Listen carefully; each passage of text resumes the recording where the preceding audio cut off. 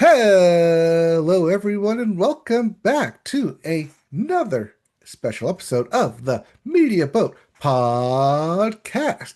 This is our end of the year wrap up. We've covered music, we've covered video games, we've covered TV, and now we're covering movies. If you didn't guess by the title of clicking on this thing, my name Mhm. is Mike. His name is Matt. My name is Matt. His name is Mike. Thank you for joining us for the year-end wrap-up edition four of the Media Boat Podcast for movies, as he said. So if you're new to this format, we are going to go through the year that was, starting in January all the way through current day, and talk about the stories of the year for movies.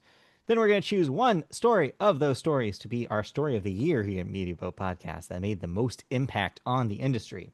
Then we'll talk about our top five favorite films of the year, leading to crowning the Media Boat Podcast Movie of the Year, if we can agree, which is going to be a fight. So, without further ado, let's go ahead Yes. and start.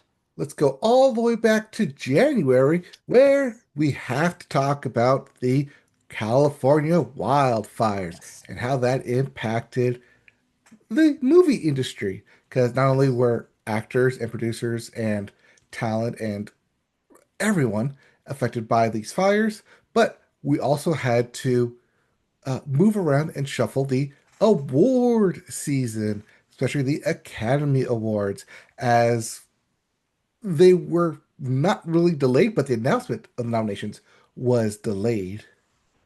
Yep. But because we're talking about end of the year awards, we have to talk about Emilia Perez and The Brutalist, as those were the two big films going into the Academy Award season, especially with Adrian Brody and Brady Cober taking home both actor and director at the Golden Globes, and Zoe Saldana and Emilia Perez winning for Best Foreign Language Film and Musical or Comedy, in which case it was both a musical and a comedy, a rarity for once. Yes, yes, yes. But we did eventually get our 10 films being nominated for the Academy Awards, being Emilia Perez, Anora, The Brutalist, A Complete Unknown, Conclave, Team Conclave here, Yeah. Dune, Part 2, I'm Still Here, Nickel Boys, The Substance, and Wicked. One of these things is not like the other because one of these things had won the award. Yeah. But we'll get to the who won in a bit here. Yes, we will. Because while we talk about awards in the movie section, we also talk about business here.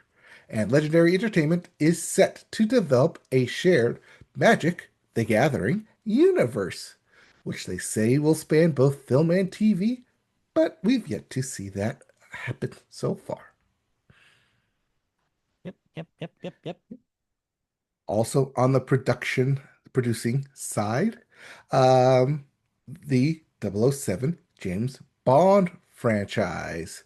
We'll see both Michael G. Wilson and Barbara Broccoli Mhm. stepping back from the IP, which does leave it in the hands of Amazon MGM Studios to take Yeah. full control of the James Bond franchise. Yes. Well, we haven't seen the fruit of this yet. We haven't even seen any footage or know who's going to be James Bond for an upcoming Bond movie. What we do know is that, yeah, this is kind of an end of an era for a franchise that has been in that control for since its inception in some way or another. Definitely a possible new era for the Bond franchise, a franchise that's already kind of lost a lot of its luster over the years. Right. We don't know who will be playing James Bond. They Mhm. haven't said. The casting is still out there, Yeah. but would you know who will be directing the upcoming James Bond film? Oh, do we? Or at least penned initially, because I believe we have Denis Villeneuve Oh directing yeah. it, Yeah, I remember or at that least going set around. to direct it. Yeah, of course things can change and probably will change depending on a Dune schedule. So Well, right, yeah, because he's currently directing Dune 3, right. but we'll see what happens after that because he We'll puts a see. lot of stuff on his schedule and it keeps filling up over and over and over again. Yeah. Hmm. All right. But yeah, let's get back to the award season and let's put a cap on that as I don't know if I like what they chose for Best Picture in Anora because it was Sean Baker's night and one memorable night Yeah. he had because not only did he win Best Picture, he also won for Best Original Screenplay and Best Directing. Yes. It The was a sweep. three-peat, the sweep. Yeah, it was surprising, at least to me. I liked Anora, but I did not think it was the movie of the year. But the Academy disagreed. I do think it's an interesting choice, and Sean Baker is a an interesting choice as kind of a not quite an up and comer, but somebody I think who's definitely opened a lot of doors now than maybe weren't open prior, and is destined for an even crazier career, I'm sure. And this is just only the beginning of that. Yeah, I think it's an interesting pick. But R.I.P. Conclave. Yes, Conclave did win Best Adapted Screenplay though, so Yes, it it's got did. that going for it. It does. We also had Flow win Best Animated Film, Yeah. and I'm Still Here won International Film. Yes. Over on the acting, Adrian Brody won for Best Actor. Mickey Madison won for Honora for Best Actress. Yep. Kieran Culkin and Zoe Saldana took home supporting awards. Yeah. I think the only real surprise there was that after a surprisingly strong award season, Demi Moore did not end up winning the acting trophy and did lose to Mikey Madison. That being said, of the two performances, I probably would also lean toward Madison's role, but eh, still, Yeah, still that scream, the blood curdling scream, yes. somehow lost to Mikey Madison. Somehow. I mean, they both had blood-curdling screams in both of their movies, Yes. to be fair, just in very, very different contexts. Yes. All right. Let's see here. We also had Village Roadshow Entertainment officially filing for Chapter 11 bankruptcy. Yeah. In case that name doesn't sound familiar to you, some other movies might, like The Matrix, Ocean's 11, Yeah. Joker, and the Lego Movie. Yeah. A storied production, usually distributed through Warner Brothers, and yeah, will be missed as a logo I liked looking at. That film V. Yep. We also have Warner Brothers sell its Coyote vs. Acme film to Ketchup Entertainment. Yes. Yeah. Yay, and that movie will see the light of day next year. Yeah, it'll be the second of the Ketchup Entertainment distributed Warner films, as The Day the Earth Blew Up came out earlier this year. I still haven't seen that. That's on HBO Max, I think. But yeah, the Looney Tunes pictures are doing well outside of Warner Brothers. We also had a couple of release schedules coming up where Disney announced Coco 2, Yeah, set for love that. 2029, and Spider-Man Beyond the Spider-Verse sets a June 4th, 2027 release date, Yeah. nearly 4 years after its original release date of Yes. March 27th, 2024. I mean, we knew the whole time that those movies take a lot longer to make than they said they would, and that the back-to-back strategy with two and three was never going to be pulled off. They're perfectionist over there, and they're going to make sure that this movie is perfect before they release it. So yeah, no wonder it's going to take that long. We also got the announcement of a new Gremlins film and a new Goonies film, both in Yeah. production over at Amblin. Because that is a further proof that the people that are in charge of the movie industry are still old. Well, we also, I mean, we did have Beetlejuice Yeah. become a box office success. Yeah. So, So why bringing not? back into those 80s, that 80s well. Yep. Let's see here. We also had a new rule in the Oscar voting being implemented where you must see the films in a category before making a vote. It does feel like a what a concept kind of rule, but it probably will lead to good things. Uh, Hopefully. I mean, they do have their own streaming service to allow people in the Yes. academy to watch it, so it's easier than mailing out DVDs Yes. all every year. The screening process has gotten a lot simpler with technology than it used to be, for sure. Mhm. Let's see here. We also had Movie Pass come into play, Well, where it it always secured a does. $100 million investment. Sure. I know Movie Pass does not want to die. No, Movie it's a Pass was zombie. great 10 years ago. Yeah, if you want to learn more about MoviePass, go back to our first season of this podcast. Yeah. Almost a Uh, decade ago. and then, I know. And then we had politics come into play with the announcement of 100% tariffs on movies produced outside the US. Yes. What that actually meant, still to this day, no one actually knows. Yeah, it's really unclear how that actually affected the movie industry. It just go add that to the pile of stuff that this administration has said to try to, I guess, scare people and not actually pull off. So there you go. And what a pile it is. Yeah. Let's see here. We also had a box office record day with Lilo and Stitch. That Yes. was this year. Yeah, live action Lilo and Stitch, while not a critical darling, ended up being a box office smash and fully reaffirmed Disney's commitment to making superfluous live action remakes of classics. Well, the Lilo and Stitch branding brings in $2.5 billion a year, Yeah. and Lilo and Stitch, the movie, will bring in the $1 billion movie Yeah. that it is I mean, yeah, globally. they realized that there was a an opportunity there, and yeah, they were right. We underestimated it too here on the Media Boat podcast, not realizing how much money it was going to make. But yeah, it just goes to show you that taste, unfortunately, cannot trump commerce, and Disney is taking advantage of that in a lot of ways this year. Well, not the others taking advantage of it Hmm. because in the search for more money, Spaceballs 2 was officially announced Yes, yes. with Bill Pullman and Rick Moranis set to reprise their roles. And Mel Brooks returning to co-write, which is crazy considering he is a very, very old man. But yeah, sure is the answer to I. That's really all I have to say about this. Like, sure, why not? Yep. We also had, I'm going to put this up there as possible story of the year, Mhm. The end of San Diego Comic-Con, as Marvel, Lucasfilm, Warner Brothers, Legendary, Sony, Lionsgate, and Mhm. Paramount, seven big studios, all skipped film presences at the famed Hall H in San Diego Comic-Con this year.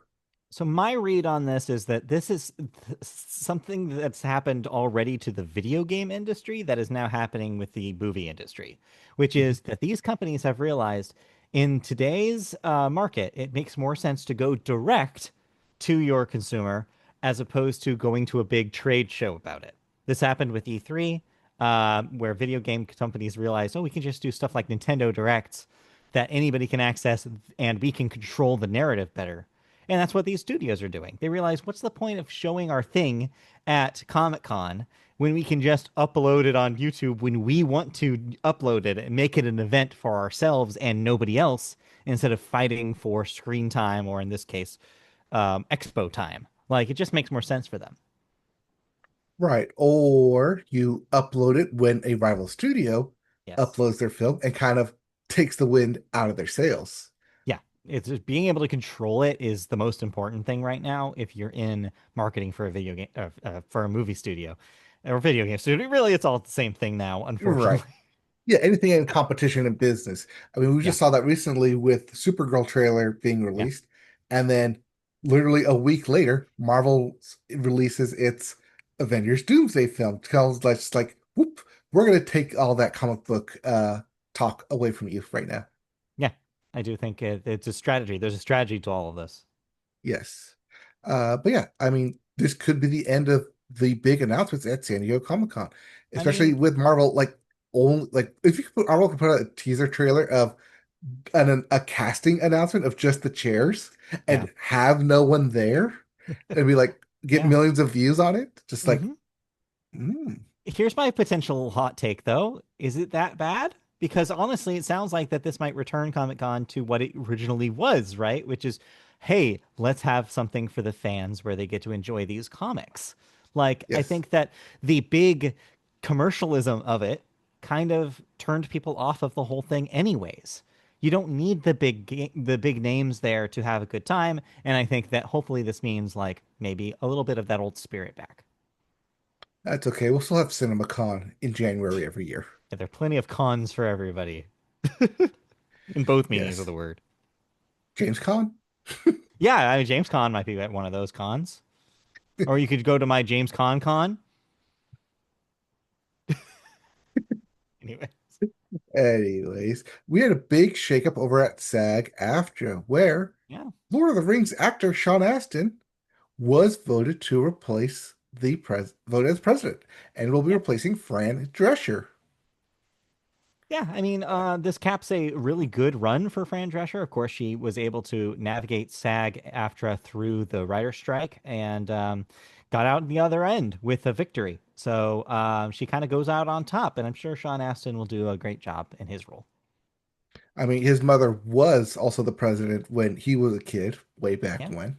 there you go. Runs in the family. Yep. This time is that Sean Astin gets to deal with the AI contracts that will surely come up soon. Oh yeah, I'm sure he will be ready to fight that battle when it comes to it. All right. We also had the announcement of James Cameron's next project, not another Avatar film, but rather a Billie Eilish concert. Yes, there's already been a teaser trailer out for this thing now. Last week I want to say. Yeah, interesting move for Cameron. We love concert films here at the Media Boat Podcast. I'm interested, even though not the biggest Billie Eilish fan in the world. I still think it's an interesting concept. Mhm. We also had a possible story of the year in moving of productions. With the rise of tariffs and the rise of costs in the US, Yeah, film production studios, especially in Georgia, are going out of state and out of country and moving to shoot in the UK. yeah. I mean, this is going to continue as long as that there just aren't the tax breaks that there used to be here in the States. I know the state of California was trying to make some moves to increase that. I don't know how successful that has been already. We'll Mhm. see, but yeah, we'll see how the state of these things are in 26. But yeah, the push will be trying to get more productions back here, but I just don't know. It's a uphill battle, I'm sure. Well, yeah, especially in the current political climate. Yes. Speaking of constant media about story, Hmm. owning your media rights, Yeah. because there's a lawsuit this year regarding a customer who purchased digital streaming content on Amazon only for it to be taken away because they no longer held the rights to it. Yeah. And continues the long conscious talk here of, do you own what you buy digitally? Right. Yeah, it's tough. It's getting tougher. We also had the whiplash of, retail stores that last year announced that they were going to pull DVDs and Blu-rays from their shelves. Now I think Best Buy says they're back in. So it's just definitely Mhm. like a little bit of whiplash where it's like, are we still making physical content? Or is this all digital? How real is the digital stuff that I'm getting? Are we giving these companies a slap on the wrist when they're not making it clear that what you're really buying is a license? Like, and yeah, it's going to lead to more of these lawsuits until we figure out this dynamic. But ultimately, yeah, that's what the studios want you to do is they want you to basically rent out their stuff instead of owning it so they can make changes, so they can pull it when they need to, so they easily swap for the new hotness. Like it's easier for them, but way worse if you're a consumer because you don't have the thing that you liked that you bought because you wanted it forever. Oh well, Right. You that's own rough. if you buy it digitally, you only own it for the life of the company Yeah. and for the life of the rights. A little fun little tidbit. I was watching old commercials on YouTube, as I am sometimes wont to do, and I was watching some commercials from the mid '90s, and a couple of interesting moments happened with this. One of them was a Disney ad for the video release of Bambi, and it was so funny to me that it ends with saying like, "And you can own it forever," and I'm like, well. Maybe you thought that in 1996, but like VHSs don't last forever. And then the other one I saw was there was a video for like a Time Life compilation of Shirley Temple films and on video, and they were talking about like, oh yeah, and we'll never be putting these on video again. And I'm like, really? That's quite a bold statement to say they're never going to put them on video again. And I'm like, should we double check if that ever happened? Like, I don't know. Like, what are you talking about? Never is a Anyway. long time. But yeah, it used to be just a given, like, oh yeah, you can have this stuff forever. I'm like, and they didn't, I guess, anticipate that videos were going to even like potentially deteriorate because they absolutely do. In fact, even DVDs are not like are saved from that because disc rot is a thing. Check your early DVDs for disc rot. It's a real thing. It doesn't sound like something I made up. Trust me. Mhm. Anyway. Anyways, we had some Warner Brothers news over the course of the year, including at the box office because they released Oh. seven kind of bangers. I'll say kind of because your mileage may vary on them. Movies at the box office, including a Minecraft movie, Sinners, Final Destination Bloodlines, Hmm. F1, Superman, and Weapons. Yeah, some heavy Um, hitters. yeah. Uh, not, I mean, James Gunn also announced Man of Tomorrow, the follow-up to Superman, which, Yep. you know, we'll see where that goes. I think we just had like a new casting announcement for it here in December as well. So yeah, things Yep. are moving along. And then of course we had Warner Brothers. Um, I mean, we'll get to it, but Yeah. possibly being purchased. Yeah, we had the kind of up and down, will they, won't let they throughout the latter half of the year, where Warner Brothers seemed like they were preparing themselves to be sold. And yeah, we'll have the more details about that later. And that is a strong contender for at least being a component in our story of the year. Right. Let's see here. We also had announced The Simpsons 2 movie would be coming out in 2027. Yep. And we had Moomins coming out thanks to Anna Perna.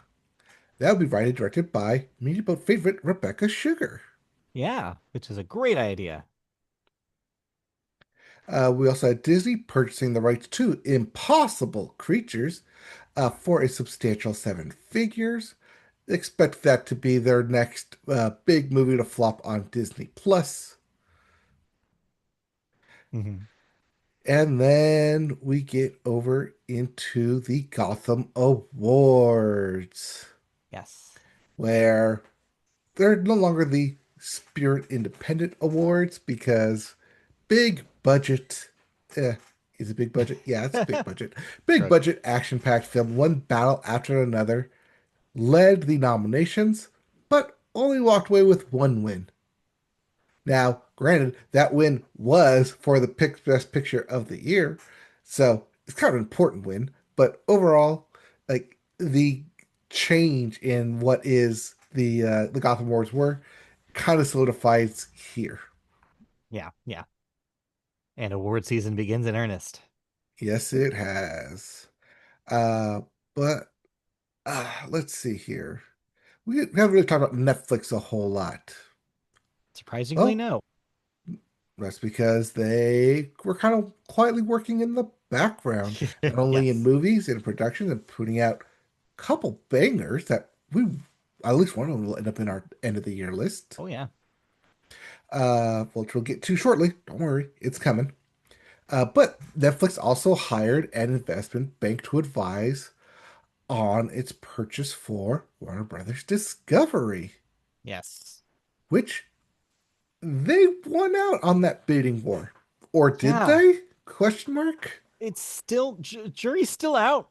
I guess you could say, even as of this recording, it's a little unclear. Obviously, all of this would have to go through FCC approval, but it does look like Netflix was interested in at least components of Warner's business, not all of it. And it's an interesting idea that they are fighting at least so hard. I don't think any of us expected their fight to be this forceful to try to get the story company. It's interesting, and it's very much an end of an era if they do pull it off. That being said, their main competition, well, is Paramount Skydance, which we have only briefly brought up because I feel like we have yet to unleash the dogs on that story. Oh, because we'll get to Yeah, Skydance, but I mean, Netflix really wants Warner Brothers film department right. and not the TV department. Like we talked Yes. about in our TV wrap up, Well, the Warner yeah. Brothers Discovery gets split I between think the it's film and the TV. Yeah. I think it's two things. It's not only their apparatus that creates movies in the studio system, the actual studio lot, and all that stuff. Hmm. It's also the intellectual property that Warner has gathered over the 100 years of them existing. Like, they really have a stable of classics, and I think Netflix wants to be able to iterate on that IP. They want to be able to market that IP. They want to have that power because that's where it is. Like, it's both of those things, I think. The things they don't want is the discovery baggage that Zaslav brought over.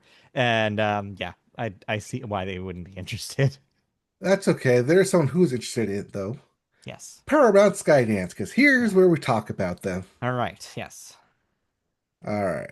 So, yes, Paramount went through this whole tumultuous deal of being purchased by Skydance. Yes. We talked about it in a little bit in our TV wrap up, but ultimately that deal did go through at the Yeah. beginning of the year, May roughly. Yeah. Um, it went through FCC after being dragged and delayed, and all of a sudden, okay, we'll approve this magically, Hmm. happily, like it just $16 million happens to make everything happen. Turns out, But with this, layoffs did ensue as part of said merger, as they always and do. they weren't done yet because they looked to and made an aggressive, overly aggressive, some would say, bid into trying to acquire Warner Brothers Discovery. Yes. Now, ultimately, funding for that investment did kind of back out at the last minute here, but like we mentioned, that's not to say they technically lost because Yeah. while they might be looking to acquire the company as a whole in their initial bid, more than likely they're trying to cover the TV aspects, the news, the Yes. CNN, TNT, Warner, the Warner cable networks. Yeah. Whereas Netflix doesn't really care about cable. They care about like I said, the production, the film, the Yeah. legacy of Warner Brothers. Yeah. Ultimately, the Paramount stuff goes similar to our television story, actually, with late night stuff. This story actually goes into the realms of politics because you're talking about a desire to run media in the way that does please a authoritarian government. Let's be real here. We've already seen it happen with Paramount Skydance. That deal has ultimately gutted CBS News and has replaced what CBS News was with something altogether new. So far, you're already seeing the beginning of that with Barry Weiss from the Free Press being installed as kind of the head of the news department. And she's already made changes, including giving an entire like special that nobody watched to talk to the wife of the late Charlie Kirk. So we're already seeing kind of the ripples of this, and it's going to change a pillar of television news that has used to have a legacy of truth and a legacy of like, I mean, this is where Walter Cronkite was. Like, this is like a storied pillar of television news that we're just completely ripping the soul out of. Obviously, as you said, they're looking for their next target, which is Warner's empire with CNN. And it doesn't surprise me that they have political motives to try to make that happen.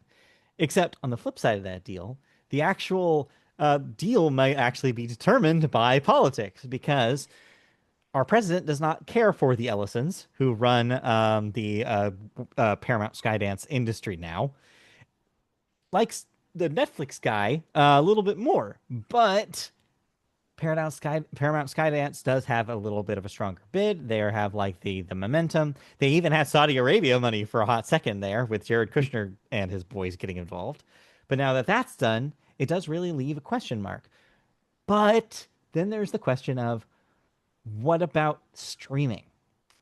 If Netflix, the number one streamer, suddenly owns HBO Max, the number three streamer. Is that a streaming monopoly? You could argue that it is. What's the competition there? Like Disney Plus, Hulu? Like, is that really that much of a competition? Like, I don't know. And so the FCC, even Peacock whimpers in the corner. yeah, right, Paramount Plus is over there too. It would be the same bunch, right? Like with the Paramount Plus as well, which is probably in that top 10 list as well somewhere if Paramount Skydance bought them. So it's like, but this is obviously way bigger of a deal. Like this would be like a huge, huge streaming empire. And so even this FCC, even a very conservative FCC, still probably wouldn't be a fan of that kind of consolidation. So there's a lot of questions here about whether any of this happens. But ultimately, it's a lesser of two evils situation. But let's be real, it's all evil. So who knows? All right. So, how do we sum that up into our story of the year? I mean, I think it's Paramount. I mean, this This Paramount Paramount, Skydance. because it's that merger, which changed television news, arguably for the worse. Hmm. It is also, yeah, it's also a story about how consolidation is really a problem. Like our and dovetails in with our story of the year yet last year, which was Warner Brothers, is like Hmm. you have them kind of caught in this tide, being like, well, will they succumb to be this mega company Two, that two, is two trying to years ago. change politics? Oh, that was two Two years years. ago. Yeah, last year was our the revival of the box office and sequels Oh, right. dominating. Yes. But ultimately, the thing is that story is also related here because the more Yes. consolidation you see, the less, like, the more adverse they are going to be for original small projects. And we talked here about Mhm. projects from the 80s being revived. It's only Uh, going to keep happening. Known IP. And that, like I said, all ties into like the Warner Brothers and Netflix's Yes. stake for that IP.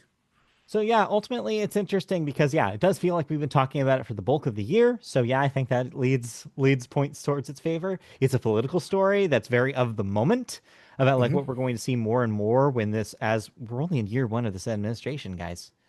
Hasn't completed year one yet. We've Yeah, not gone no, one full revolution.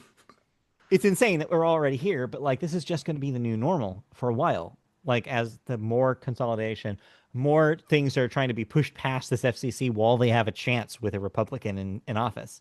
It's going to be brutal and it's going to be all for business. It's not going to be for people who enjoy entertainment and art, especially if the people in charge of Paramount have any choice behind that matter. It's really dark, it's really bleak, but it's where we are, and it's people like the leadership behind Skydance that this is all happening. All right. Uh, Paramount Skydance, the Yeah. media boat story of the year or Yes. movies. Yikes. Yikes. All right. All right. Well, now let's get to the fun part. Yeah, the fun part where we get to talk about our favorite movies of the year. All I'm going to right. start my list because I guess I'm going first this time. Yes, you are going first this time.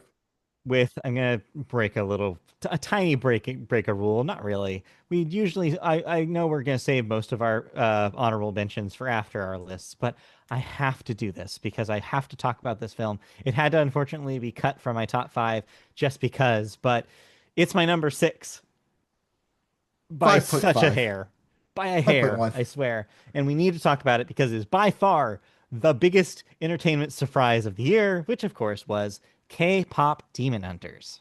Yes, did not Yes. mention it, but could No. arguably be considered a story of the year Oh yeah. for the banger of a not just film, but Yeah. momentum it's had and grip hold it's had specifically in 2025. Oh yeah. It is a strong candidate, but other things are happening that have a lot of big like political ramifications, which I think kind of eclipsed it. But yes, this is where we can finally talk about K-pop Demon Hunters. What a movie. This is a thing that caught everybody off guard. A little Netflix film from a studio that we know puts out bangers. I mean, these are the Sony animation Sony folks that Entertainment. brought us such films as, I don't know, the Oscar winning Into the Spider-Verse and media boat favorite The Mitchells and the Machines, Hmm. among others. And so, yeah, of course it ended up being great. But great might be an understatement with just how much of an impact this film had. Not only is it a good movie, but it had an amazing soundtrack, which also had an impact on the Billboard 100 and 200 this year, as we've talked about in our music wrap up. but also a much wider societal impact. This is a movie that somehow its characters are showing up in the Macy's Thanksgiving Day Parade, on Fortnite, the biggest video game in the world right now, showing up in toy stores. Huge merchandise push behind this thing. Halloween costumes for every kid that you know. Like it was crazy how much of a pop culture impact it had. But it wouldn't have made like it wouldn't have been as like as big of a thing if the core movie here wasn't great. And I'm happy to say that it is actually a really good movie. It has a real emotional heart to it. It's weirdly topical with how it deals with like stardom and the effect of stardom and like the stress I think it puts on people who are in the limelight. The actual juggernaut that is K-pop and like taking advantage and the power that is behind fan bases and how they can be used for evil. Like, there's actually a lot going on in the narrative of K-pop Demon Hunters beyond the fun, you know, oh, we're talking about movies, like we're talking about like a big concert for like a pop concert, and all these songs are fun. It's like so much more. It's doing so much more than that under the hood, which makes it a fascinating movie on top of a pop culture blockbuster. So I just felt like we needed to at least give it some time here on the podcast, even if it didn't make our top fives. See, when you talked about this way back when it came out, you were for certain that this would appear on your top five. I even said, like, I could see this being on your top five. You talked the hell Yeah, out of this thing. I know. I I enjoyed still, it. I yeah, liked it. I enjoyed it. The soundtrack was on my top mhm, five in yeah, movies and in yeah, music. So it's yeah. It's a great. lot of original songs, a lot of original Hmm. beats. Even if you're not a K-pop fan, you're gonna find stuff in this movie to like. Beyond, like I said, Yeah, beyond yeah, just a music. It is a good film on its own. Which I'm yeah. surprised it's not on your top five. No, I'm also surprised too. But just shows you how great of a year in movies this was, because you'll see when I go through my top five that like it was really tough to even cut that because I wanted all of them to be on here.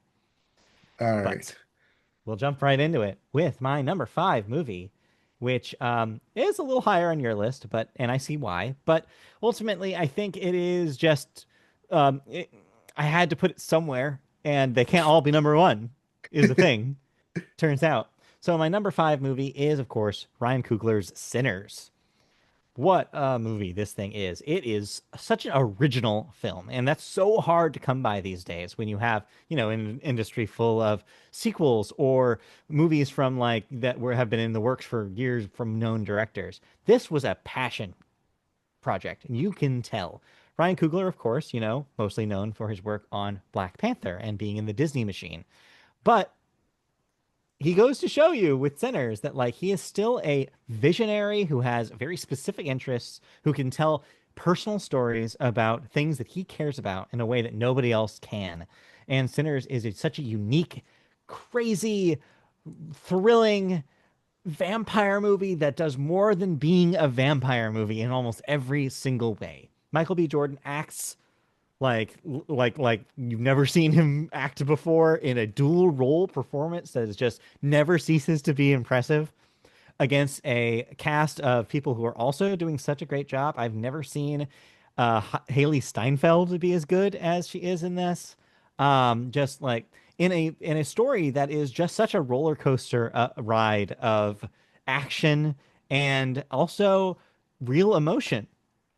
Like it, and on top of that, it's also kind of a musical with choreography and original songs, and still while being a really like a really interesting vampire tale, which is gives you all the things you want about vampires in a interesting setting.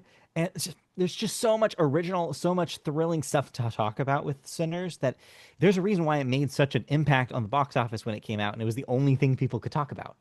It is such a quintessential like Ryan Coogler movie now in his over. It's going to be the thing people talk about when they're talking about like this is the kind of thing you can do in with film in a modern day. It's not a sequel. It's not a franchise. It's a movie that exists as a movie, and it's cool that we can still have those.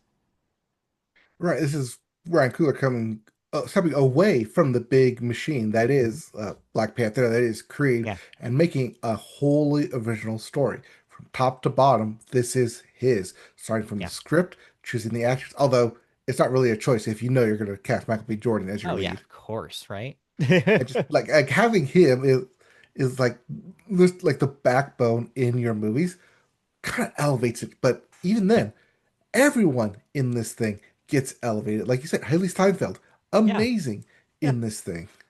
The music, Unfortunately, the yeah. choreography, that one scene right Yes, in the middle of it, the yes, big climax yes. scene, the turn, Incredible. just the way it moves and choreographed and Hmm. makes you excited for movies, makes you Yeah, excited to watch it, makes it be yeah. like this is why you watch movies because there's some stuff Right.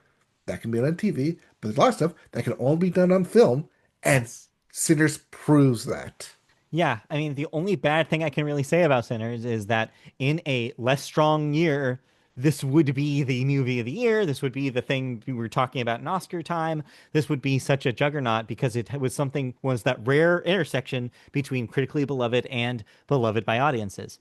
You rarely see that outside of the big franchise films, and the fact we got one this year is great. But like I said, unfortunately, there are other films that were bigger when you're talking about critical acclaim, and we'll get to those on our both our lists.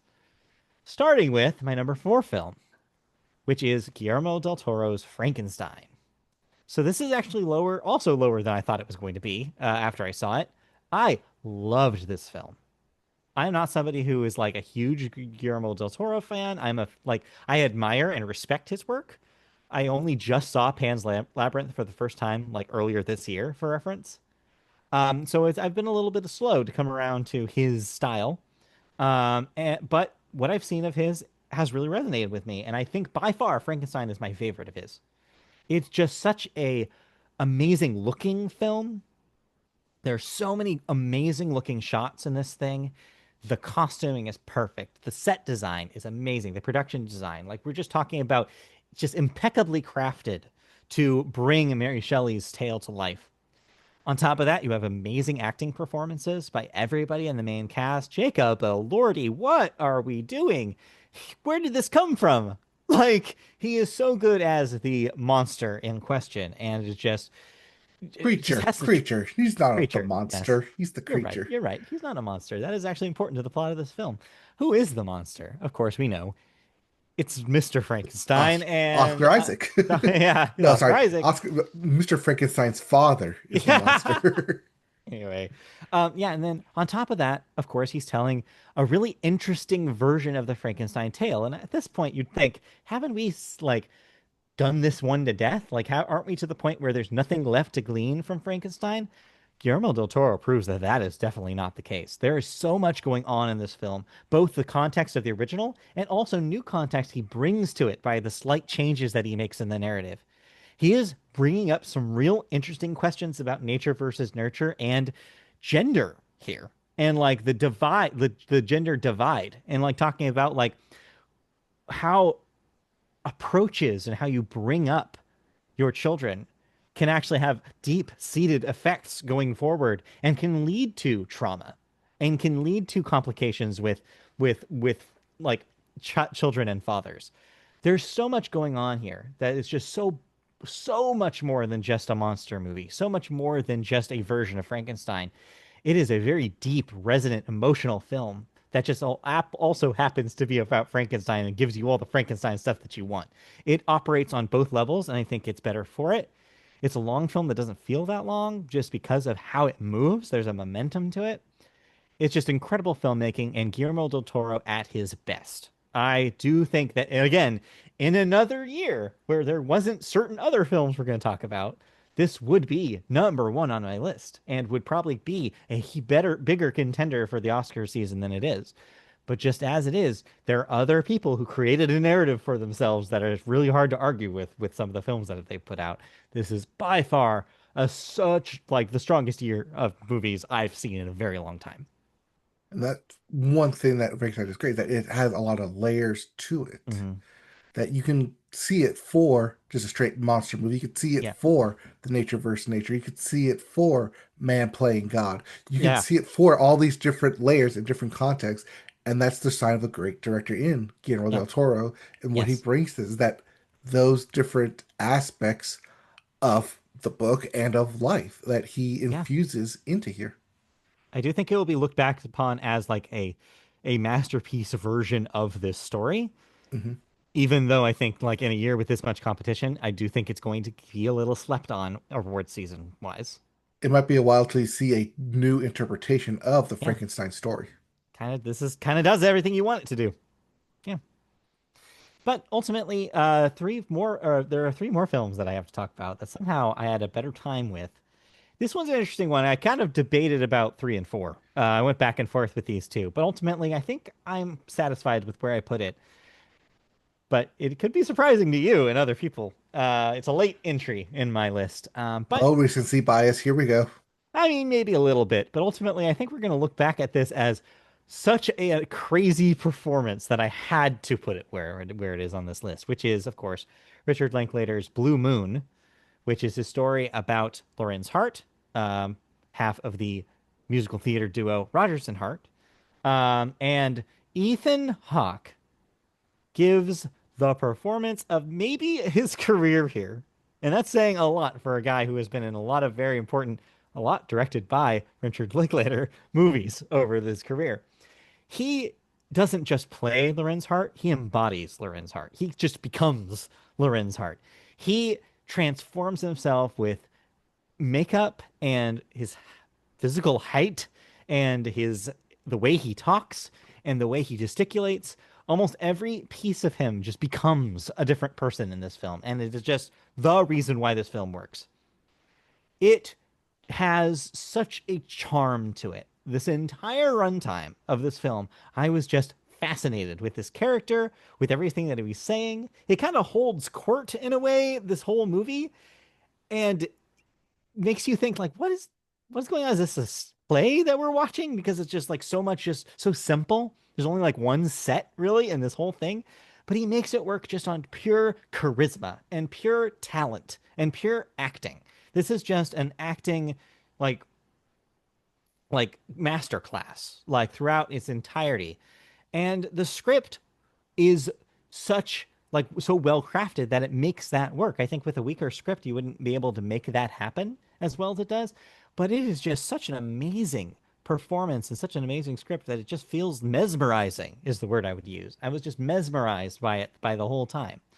As I mentioned when I talked about it on the podcast proper, your mileage will vary based on, like, think a little bit on your knowledge of musical theater history. Like, if you might not even know there was a Heart, you might just know Rodgers and Hammerstein, the partnership that became way more important to musical theater history after Oklahoma and way more of a legacy there. But Hart didn't have was no slouch either. I mean, as the name implies, he wrote Blue Moon, the song, which has stood the test of time and become a timeless masterpiece, whether he likes it or not.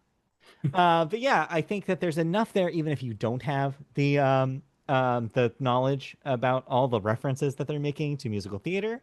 Even if you don't, it's such a performance that I think you'll be equally as interested and equally drawn into this guy and his stories and his personality and the people that he impresses around him. It's like a movie like I've never seen before, and I think that that's why it needs a place on this list. Yeah, this when you told me about this sounds like a movie for you, especially Yeah, musical theater and the background in it. And yeah, while we did talk about the comparisons with Maestro, yeah, the but other movies musical theater yeah. background, That's the thing, though, is they're going for very different things. With Maestro, the whole narrative felt like, oh, this feels really pretentious. Like it felt like something that Oscar Beatty. it felt Oscar baity. It felt too high concept. It felt like we're like Bradley Cooper trying a little too hard to try to make it seem like he was making this masterpiece. Whereas this feels a little tossed off in a way. This feels like kind of like, you know, we're just going to tell this story about this guy that some people recognize. And but the fact that I think Ethan Hawke puts his entire ass in this makes it work in the way that it is. Like he does not think that this is just, oh, I'm just going to like make a movie. No, if you look at interviews that he did, this was something that he and Richard Linklater have been talking about for years. And Linklater was the one saying like, no, we have to wait until you're old enough for you to pull it off. And so that's why they finally made it.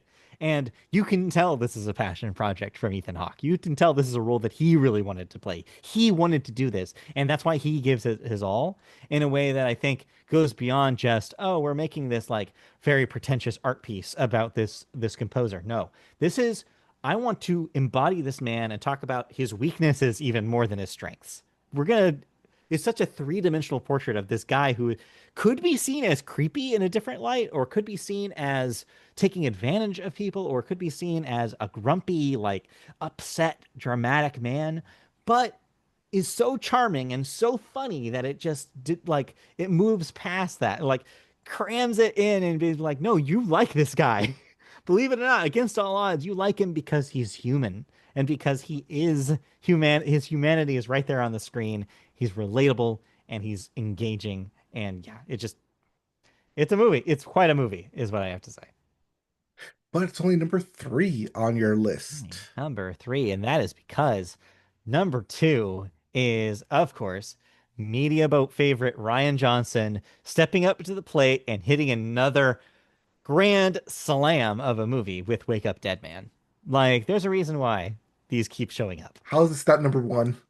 How's this not Because number one? I will make an argument for number one, but it is definitely close. Wake Up Dead Man is by far, I think, the strongest of the three. It is somehow outdoes Knives Out at being Knives Out. Um, Glass Onion, we still loved it here at Media Boat Podcast, even though I think of the three, it is probably the weakest. It That was being our said, film of the year when it came out. it was. And so that's already a high bar, but this doesn't only clear the bar, it leapt like 3 feet over the bar. That is how good Wake Up Dead Man is.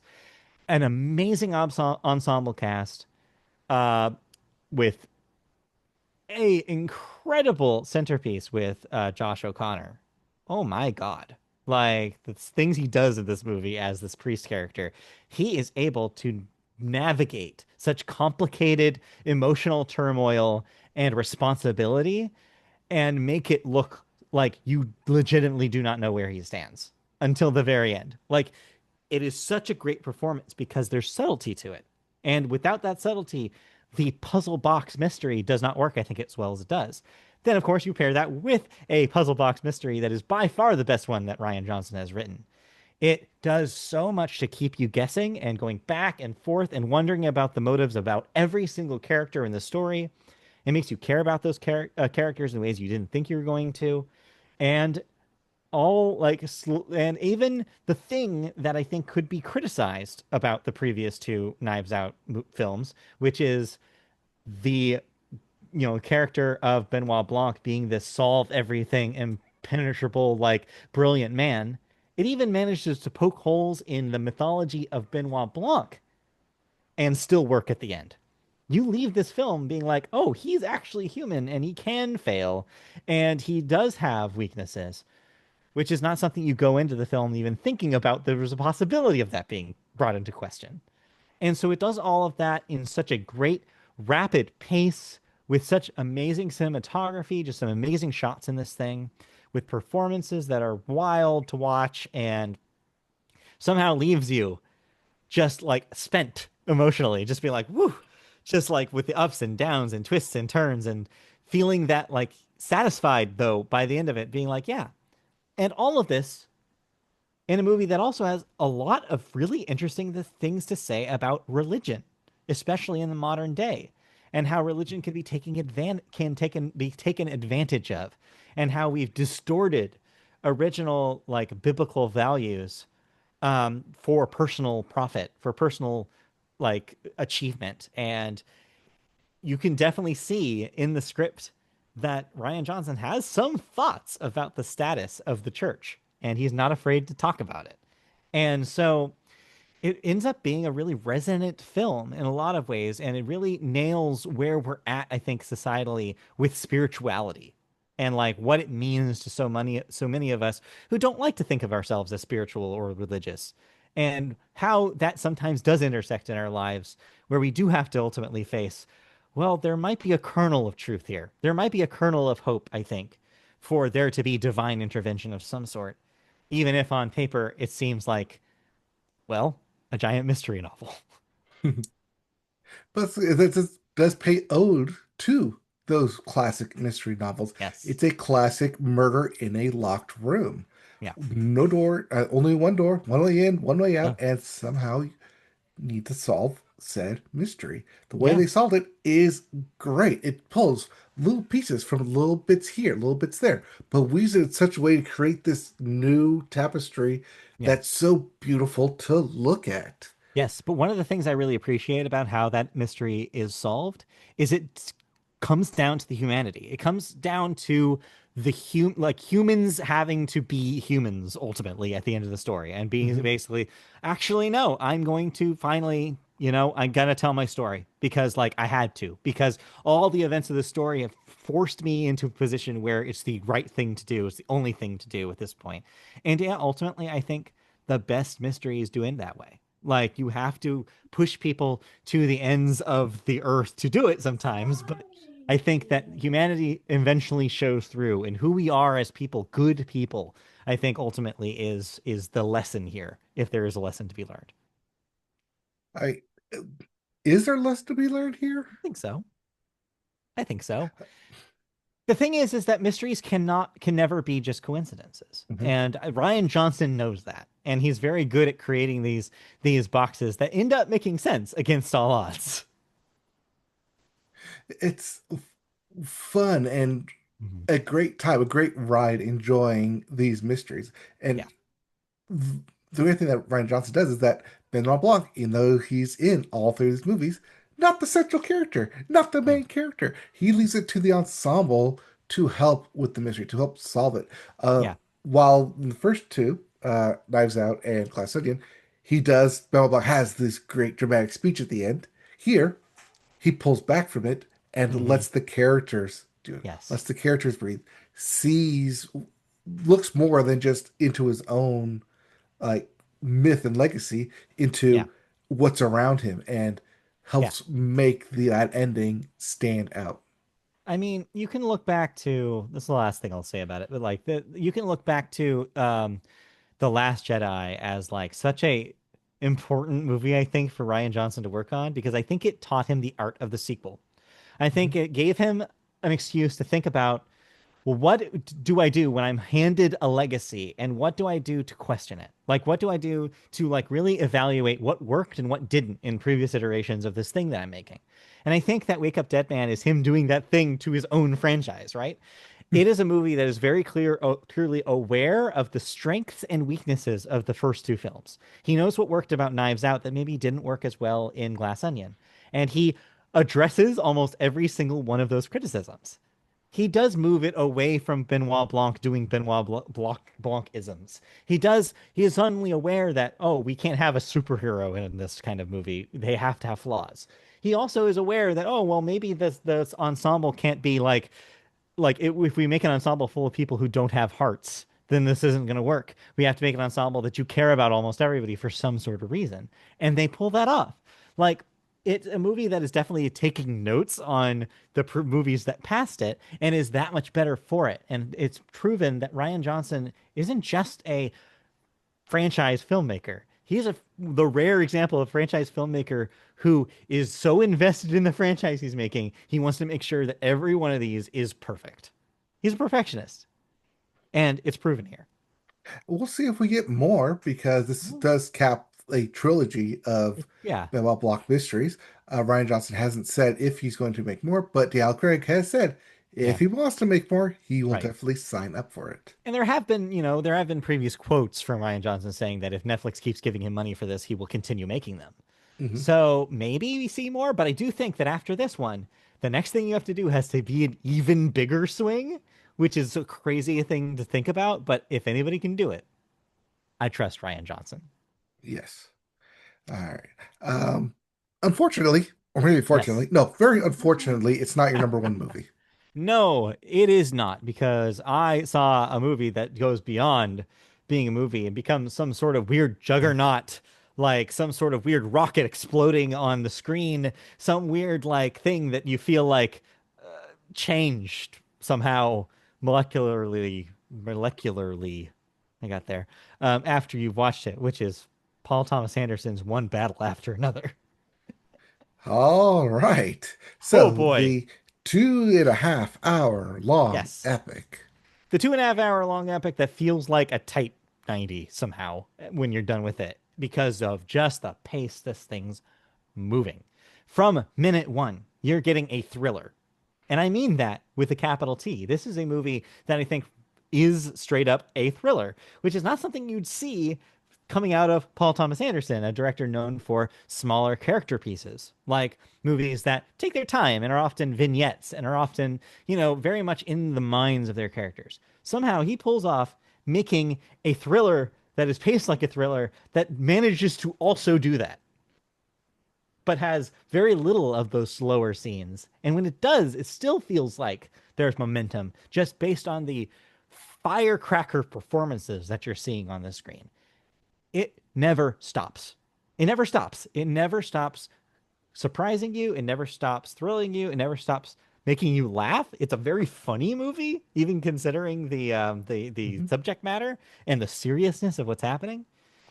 It manages to disgust you sometimes as much as it makes you happy, as much as like it's a movie that somehow gives you everything that movies does in one movie.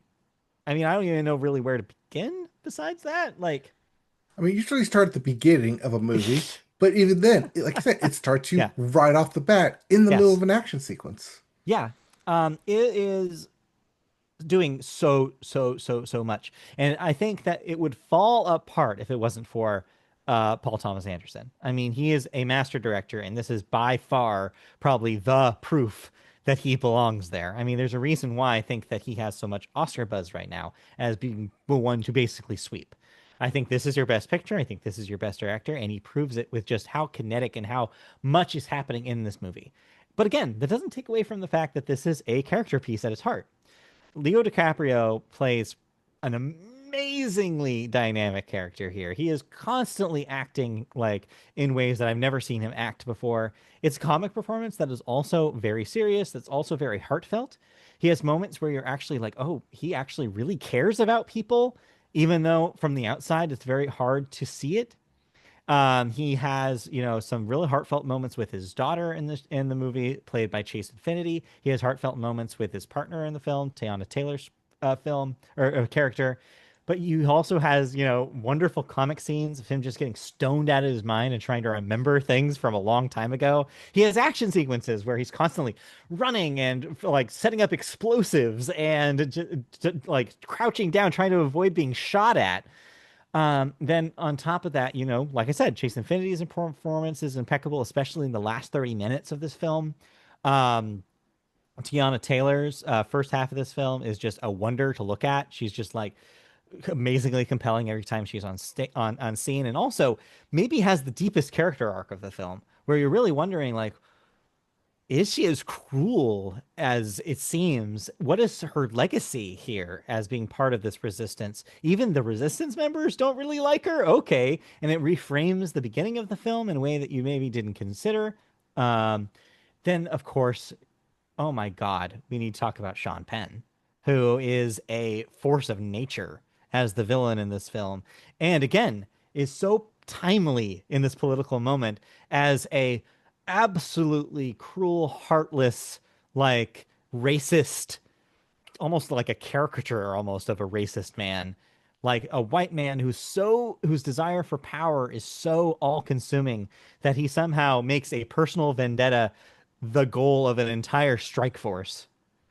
And I, I don't even know what to say. It's just like embodies everything you hate about like that kind of guy in real life. The way he moves, the way he talks, the way his face crumples in just ugly ways. He's just evil incarnate in this film and somehow is undying until he is unceremoniously killed by his own people at the end of the film. Spoiler.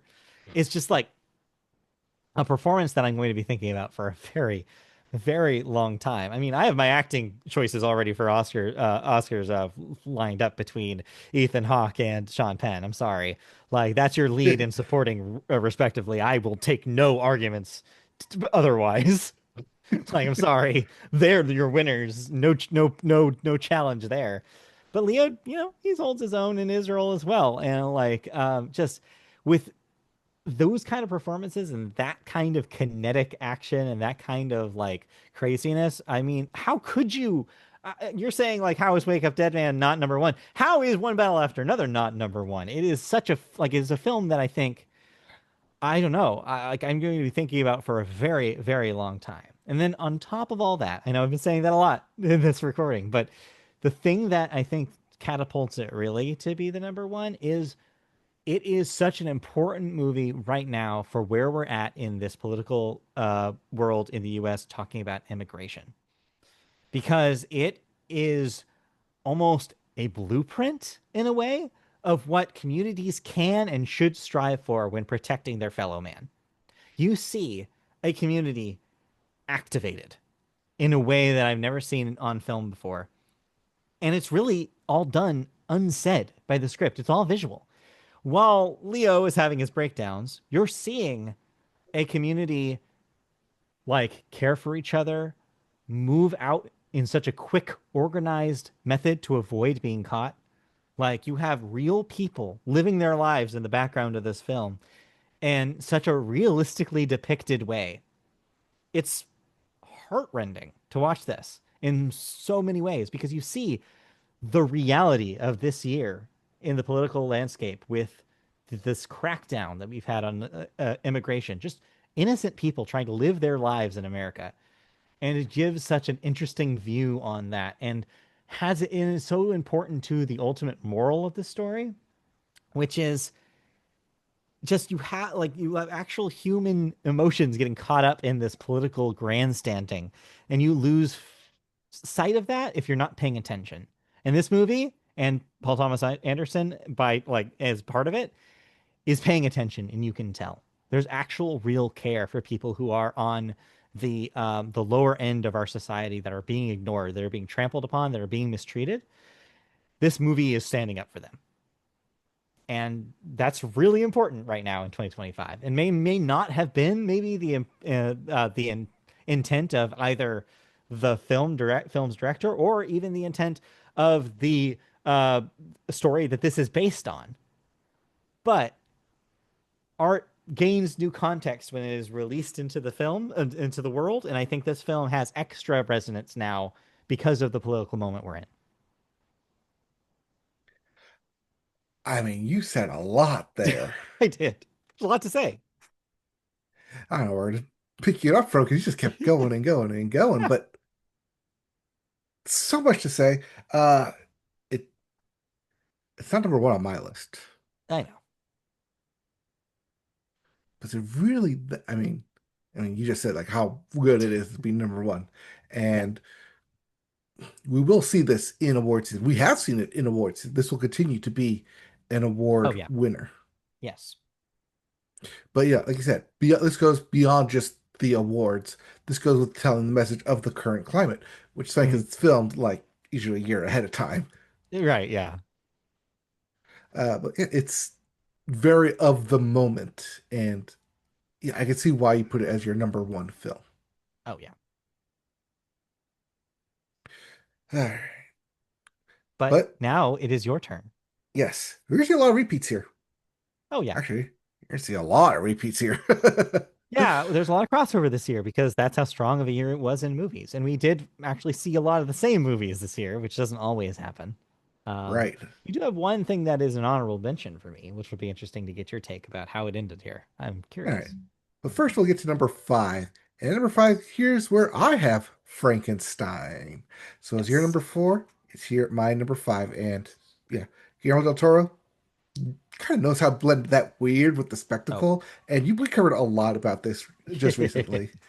But like, yeah, location, production, costume, makeup, design, effects, art, all of it great. Yeah. So why is it number five? Dialogue. That Victorian Oh. era Shakespearean dialogue. I mean, It it's feels based on an old book. I don't know what you expected. modernization, maybe. I don't know. It's No, it like doesn't need very it. well, like too crafted and too well thought out explanations. Also, the very like the chase between the creature trying to get to Victor in the ship, and all of a sudden we hard stop. Now I'm going to tell you my side of the Yeah. story. It just hard stops on the action. I want to see what happens next. It's like now you get to hear me talk, which continues the story that they were telling with Victor Frankenstein, because that's where it ended with the building exploding. Then it picks up next with the creatures. And I was like, okay, yeah, I get it here, but did we have to have the very hard kind of the action here to have this? It's very jarring for me, but otherwise, very flawless film. And all pretty much a lot of what's on my top five here are directors making flawless films. Mhm. But yeah, Frankenstein, like you said, masterclass, hard to deny it, keeping it off my list here. Yeah. Yeah. At number four, Passion Project in James Gunn's Superman. Yeah. And he's made a magnificent Superman film, especially Truly. in this current box office where superhero fatigue is real. People are getting kind of tired and unsettling with superhero films. Like we had uh three Marvel films this year, I think. Captain America, Thunderbolts, Fantastic Four. Yeah. And none of them make my list. Here we have Superman. James No. Gunn's first round as the head of the DC universe. We got a brand new Superman. No more Henry Cavill. Still got Mr. Cornsweet going out there. Yep. And it's a fun film. It's a film that I want to go back to, and I have gone back to, and that's a sign of a good film. When I watch this again. And Superman, I can watch. I did watch several Oh yeah. times. It's fun to go into, and it's not just Superman who stands out here, but the supporting cast as well. Yes. It's more than just a Superman film. It's this new introduction into the DC universe. It's this new introduction to what's going to happen over the next 5 to 10 years with James Gunn at the helm. And it sets off on the right foot, on those right notes. And it also talks about the current world where this turmoil and vileness like exists, but how do you rise above that? How can you look that in his face and Yeah. not necessarily like ignore it, but fight back against it sometimes without punching your way out of a Mhm. situation as well? Yeah. I think you're right. I think it's to me, it's the platonic ideal of a comic book movie. It takes out all the stuff that got annoying about the Marvel films, which was all the baggage and about all the knowledge you have to have and the connections of each one of them. It says, no, we're starting over, but we're giving you the stuff that you want. Superman's going to be Superman in this thing. We're not going to, take anything away from him. Hmm. But at the same time, it really digs into what at the emotional core of Superman. And I think that's why, me included, a lot of people now understand Superman better than they may have when before they saw this. Because of course, the joke is, oh, he's just a Boy Scout, oh, he's do good, or what's interesting about Superman? He has no weaknesses beyond a rock. But this movie actually does a really good job of convincing you why Superman still matters, why he's been so popular, and like breathes new life, I think, into the concept of not just Superman, but the superhero movie. It's a movie that I felt good coming out of. It was a movie that gave me hope in a time where hope is really hard to find. And I Hmm. think in that way, it is just as politically resonant as something like One Battle After Another. It's making a quite a stand here, which is saying empathy matters. Like heroism is empathy. It is caring about your fellow man. It is not power. It's not about the power. You're right. Like Superman like is an emblem of soft power. It is what can, like you just said, what can we do without having to punch through things? At some point near the end of this film, he is so beaten down that he's just like, no, I'm sorry, that's just not who I want to be. This is not what this how this should end. This is the way this is going to go. And it's Right. really cool to It watch. it definitely pulls back against all the critics of Man of Steel, where Yeah. Superman literally punched his way through Right. buildings, Yeah. made a ton of destruction, and didn't really have a resident care for the people around him. Here, there's a big kaiju battle right in the middle of it, and he is protective of everyone around him, of the different buildings, trying to save the creature as Right. well. That he Yes. wants to save everyone. Superman wants to be the hero to all. Yeah. Yeah. It's It's it's the it's best fun. It's the best Great to superhero look at. movie of the year, easily, easily. Mhm. Not even a question. And I am very excited to see what he does next. This time with Supergirl. Right. Well, he's not directing Supergirl, but He's is not the next directing it, one to be released in but the like new DCU canon version. creatively, he has a say in what's happening Yes, here, and so creatively, I'm he interested. has to approve of all scripts before they go out. Yeah, he has my attention, is what I will say. And that's what sign of a great film is that it keeps Yeah, your attention, it captivates it, and it wants you to see where's this go next. And James Gunn has all the runway to send this where he wants it to go next. yep, yep, Speaking of being captivating, number three on my list is your number one. yes, One battle after another. And like I said, Paul Thomas Anderson, the guy who did Phantom Thread, character yeah, piece, yeah, pulls this off somehow. You yeah. put Can these you two films imagine? side by side, you're like, no, no, Even well, even better difference. example, compare this to Licorice Pizza, Right. his last big release. There's no comparison. I mean, the only thing I could possibly say that's similar about the two is that they are ensemble pieces. But that's it. Yeah, I didn't know this would make my list, but after we like basically committed to watching it, I was like, yeah, I gotta put it on here. I see it. I see the light. I see the critical acclaim Yeah. here. Like you went through it top notch here. Like the acting, the set pieces, the drama. Sean Penn, like you said, here you go. Give it to him already. But yeah, every performance is fluid. Even like when Leonardo DiCaprio's just like seems like he's rambling, seems like he's trying to get somewhere, but it doesn't feel forced. It all feels organic. It all feels natural. It all feels like I'm not watching an actor just spew out dialogue. This feels organic that he's trying to accomplish this goal. And like you feel for it. Not just I feel for you, feel for the audience. You feel you Mhm. want to see what happens. And after time, one battle after another, it just keeps going. You think it's over? There's always another conflict. There's always something else around the corner. And the Sean Penn characters trying to get to the Christmas Society is such a fun like turn against all the like uh chaos going around. That while there's chaos outside, the real deal is being made in backdoor rooms, in these underground bunkers, in off screen, away from all the fighting, is where all the deals are being made and everything's being set up. And even then, it's funny, it's hilarious. They don't care about the racism about it. They just care about, oh, like, do they have a child? Right. Is it a half blood? Is it like a mixed child, half blood, whatever Ooh, term yeah. they Oh boy. used? Whatever they said, whatever terrible Whatever thing term that they they said. Yeah. used, yeah. Yeah, like It, that's the one thing they care about. Not the chaos, not the destruction, right. not the death, not the No. violence, not No. not the I'm starting a war and militia in the middle of America. No. Yeah.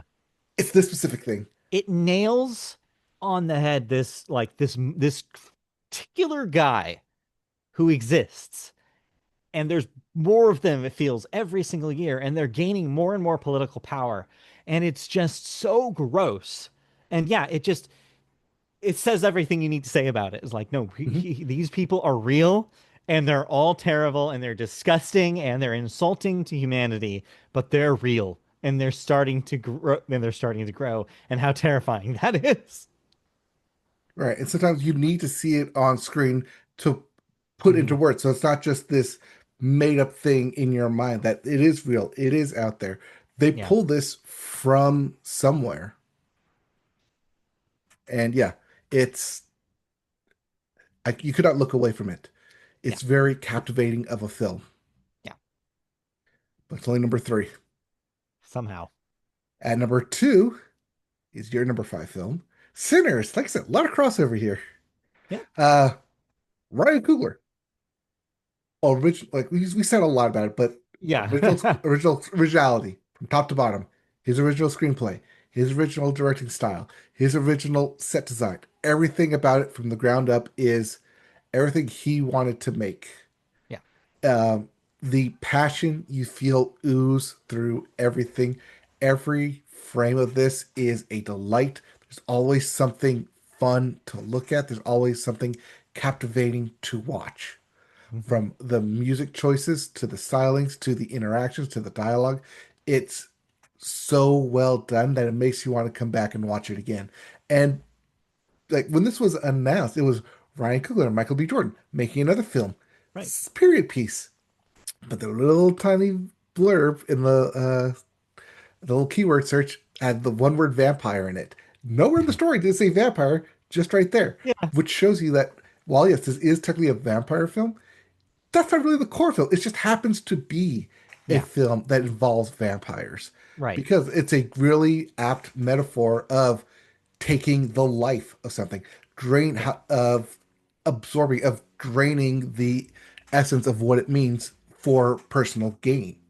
And having it being vampires is such a really smart way to accomplish that because you strip away like all the background of what you need to know about it and simple it down to its purest form of I'm taking this for my own gain and you're not going to have it. And being a vampiric parasite from it is so ingenious. It makes you why have people haven't done this before.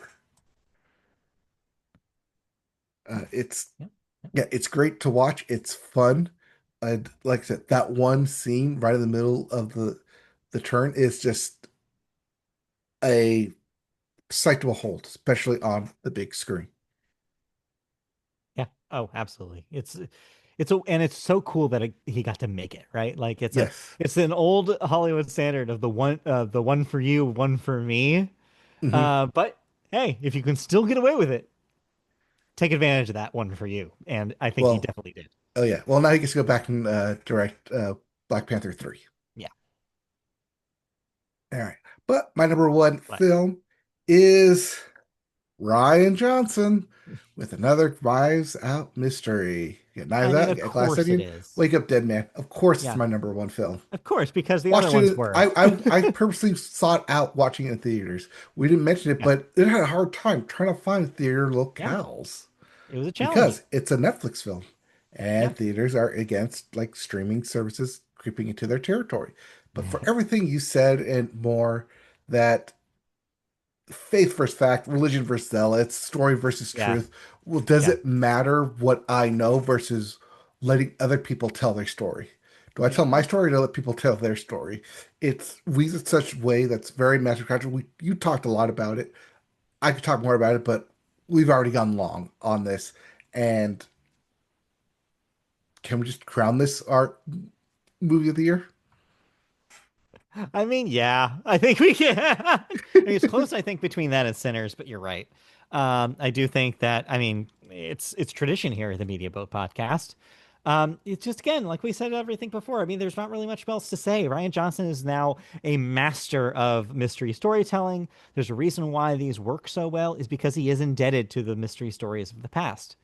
Like it wears its influence on its sleeve, and the people who are into it, I feel like appreciate it even more than the people who don't know that context, which is a Mhm. hard thing to pull off. And yeah, as long as they keep giving him the money, I'm sure he'll keep making films that are just as good and as fun as this film. Because the wonderful thing is about mysteries is you can like them forever. There's always some new mystery that you can put together and devise. And hey, he's good at it. Great puzzle box. So let's Yes. put a cap on that with Wake Up Yes. Dead Man Media Book Movie of 2025. Well And deserved, I Johnson, I think. believe you're now 3 for 3. 3 for 3. Your trophy is in the mail. Looks like an anchor. Anyways, that will do it then for our wrap up special for movies for the year of 2025. We have more where came from on your feeds. If you're on the YouTube or the podcast feed, you should be at this point able to watch all of them or listen to all of them. So our wrap ups in music, television, and video games as well, not necessarily in that order. In fact, whatever order you want to listen to them to, unless you were doing it week by week, which I commend you. But yeah, so go check that out. It's all available now. We do have one thing left. Is that correct? That is correct. We have our end of the year wrap up show, which will be going out on December 31st as we wrap up the year of 2025 beyond what we talk Yes. about here in Yes. in movies, TV, music, and video game. And we also take a look at what's coming up in Yep. 2026. It's traditionally our shortest show of the year, so that one will be nice and compact for you. It will be Yes, probably not these paired. long Yes, hour-long no. It versions. will be probably paired up with another regular edition of the Media Boat podcast, which we will, of course, continue to do throughout the end of the year. So stay tuned to our feeds for that. In the meantime, you can find us on YouTube, find us on podcast services, and email us at mediaboatpodcast@gmail.com if you want to yell at us for our choices.